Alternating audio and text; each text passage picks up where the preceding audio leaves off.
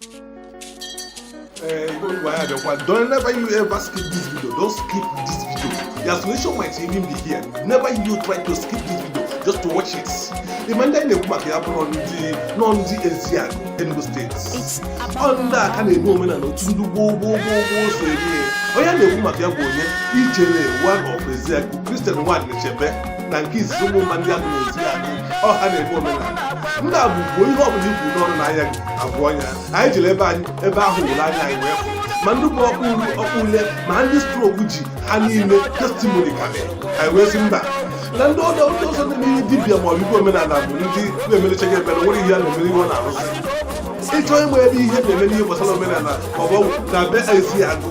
Actually, you waste much of your time. Actually, go no food. Or you go no Obeligia. In a problem, spiritual problem. Obeligia. Watch, oh, you're going to screen. Now, one map television. Now, you go on the screen. Guinness Book. Oh, go here. I'll make a day home. I'll buy Guinness Book of Records. Award in Enugu State. Here, I know now. I see no solution. Anyway, solution. Come on, you can't chop it. Oh, Ichele Eziagu gave you solution. In a problem now, whatever that you are doing, now I can't never you skip this video. Your solution might even be here. I'm going to the problem when your friends or your family with a problem. Here now what is going on? A gay bruiser. But only not a content. A gay bruiser, I like to be alone there while I am I will there will I anywhere. We have other places and other states and the prayer. I will let yeah. Confirm and this stroke, man, they change a man for thousand stroke. Now, one man about Adam and your food never Adam. And there was this spiritual attacks from families and friends and from all women. I can't go about. I mean, I confirm the testimonies. I try to waste most of the time. That's why you see never you skip video. The solution might even be here. Ichele Eziagu when you watch the screen television already. Every watch the screen. So that kind of market.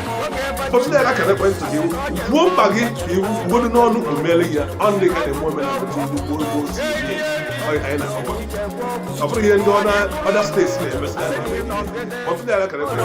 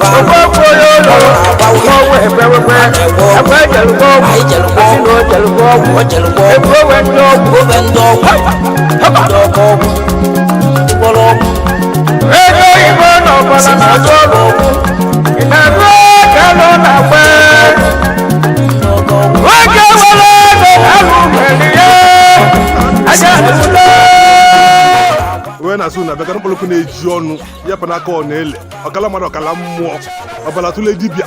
Nam, I have to go to a very web time. I was a time doing it.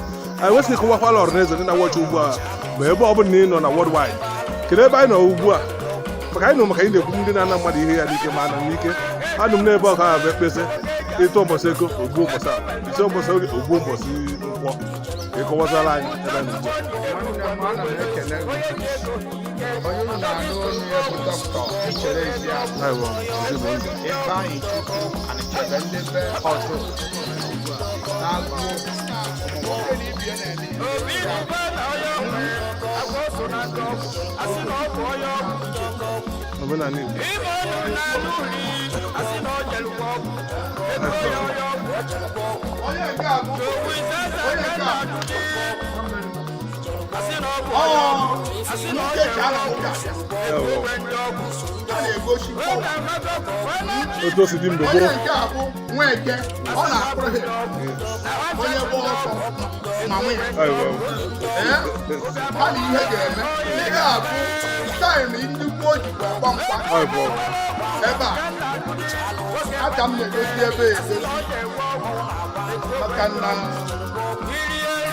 gosi omenala anyị ama ebe a niile taa ndị mmadụ ga-anọ a na-agba mgba a na-egosi mmemme ime kọlchọ Igbo omenala Igbo ihe ọ bụ otu esi eme mgbe gboo. Ụlọ elu anyị na-eme anya bụ na anyị na-5 villages na-agụ ụmụnta ewere ụmụọla nwee obodo mgbomgbo nwee ụmụọda nwee idime and ụmụọda ọha na-ekiri ya bụ agụ ụmụnta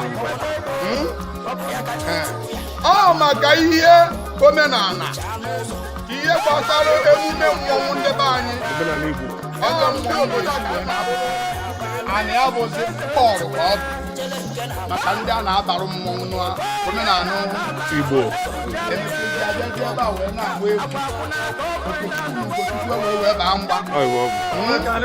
onye nwudo nwanne ya ọkpụrụ ebiri wee naba onwe prize na otu omenala Igbo dị mgbe gboo.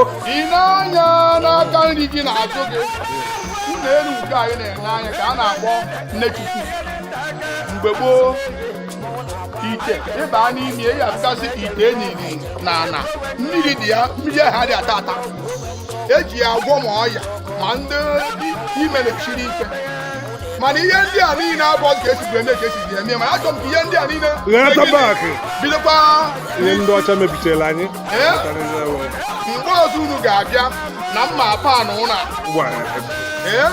mana ọ na mmemme ji m akpụyago n'ọkpa wee sị ka m wetu ndidi ka nsopụtegoro ya bụ mmemme ji anyị wee gaba n'ihu